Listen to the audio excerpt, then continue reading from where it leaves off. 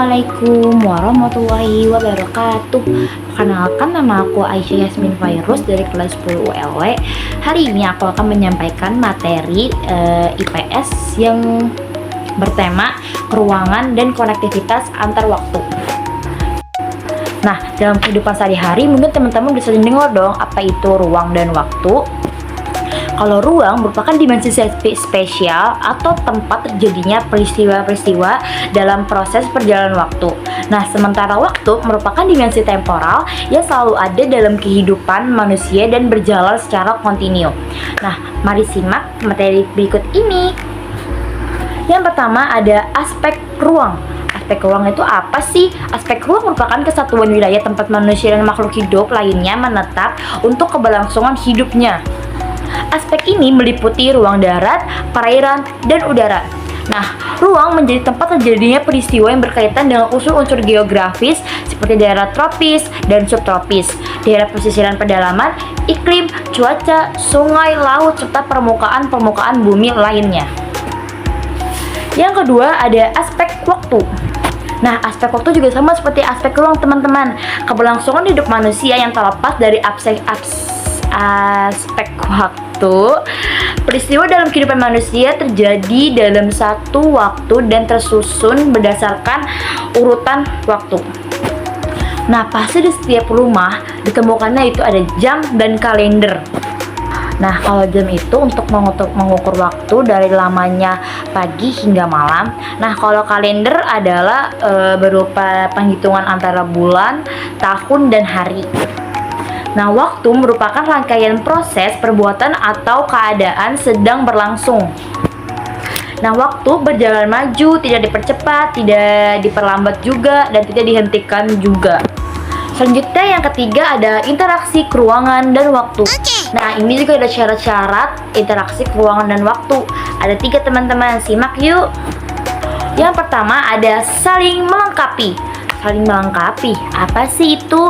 Nah, saling melengkapi terjadi karena adanya perbedaan hasil komoditas antar wilayah yang menjadi satu, yang untuk untuk berinteraksi dan saling melengkapi. Misalnya nih, wilayah A berada di pegunungan, otomatis dia menghasilkan sayuran dong. Dan wilayah B tinggal di pesisir, dan pasti dia menghasilkan makanan sehari-harinya, yaitu ikan. Jika dua wilayah itu menghasilkan produksi yang lebih, otomatis wilayah B membutuhkan sayuran. Otomatis nih, wilayah B membutuhkan ikan dan wilayah A membutuhkan sayuran. Jadi mereka saling melengkapi gitu satu sama lain. Yang kedua ada kesempatan antara.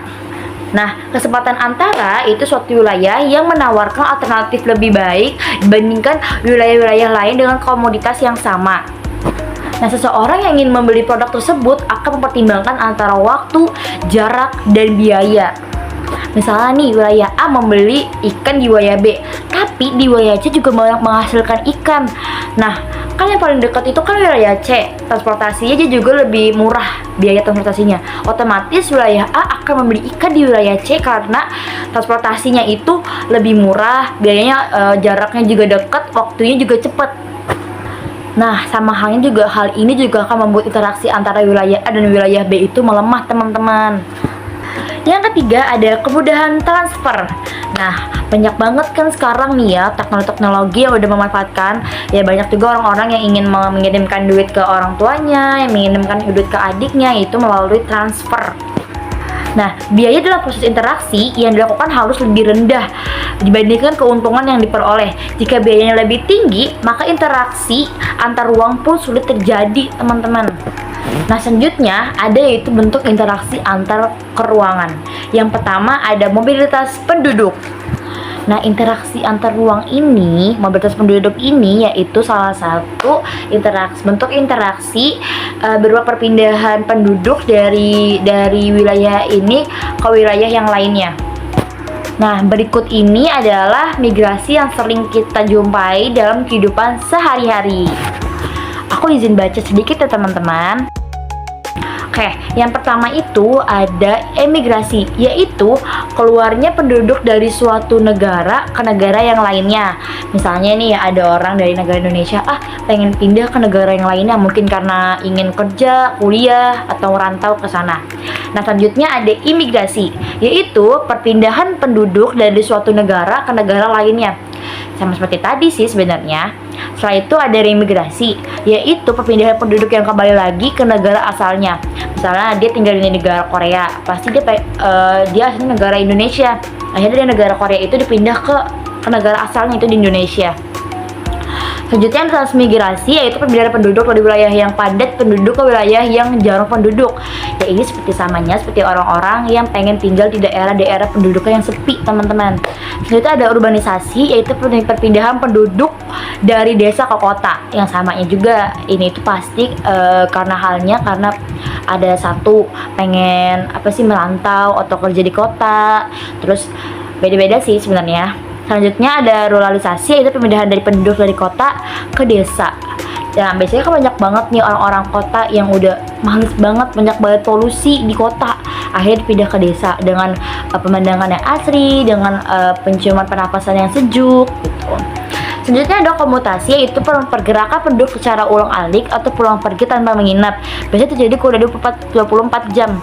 Biasanya nih, ini tuh buat orang-orang yang ingin traveling, cuman ingin kulineran atau ingin mencoba-coba wahana atau tempat-tempat wisatanya doang. Jadi dia tuh gak ingin menetap, cuman ingin 1 hari 24 jam. Selanjutnya ada sirkulasi, itu perpindahan penduduk sementara karena mereka diharuskan menginap dalam jangka waktu tertentu di tempat tujuan. Dan yang terakhir ada evakuasi, yaitu perpindahan penduduk yang disebabkan oleh bencana alam atau permasalahan lain di suatu wilayah. Misalnya di negara Aceh kan sering jadi tsunami. Banyak banget yang dari daerah Aceh itu pindah ke daerah yang lain. Misalnya pindah ke daerah Bandung, daerah Jambi atau daerah-daerah lainnya yang jarang terjadinya bencana-bencana alam. Nah teman-teman, segitu aja yang dapat aku jelaskan. Kurang lebihnya mohon maaf atas kekurangannya. Wassalamualaikum warahmatullahi wabarakatuh.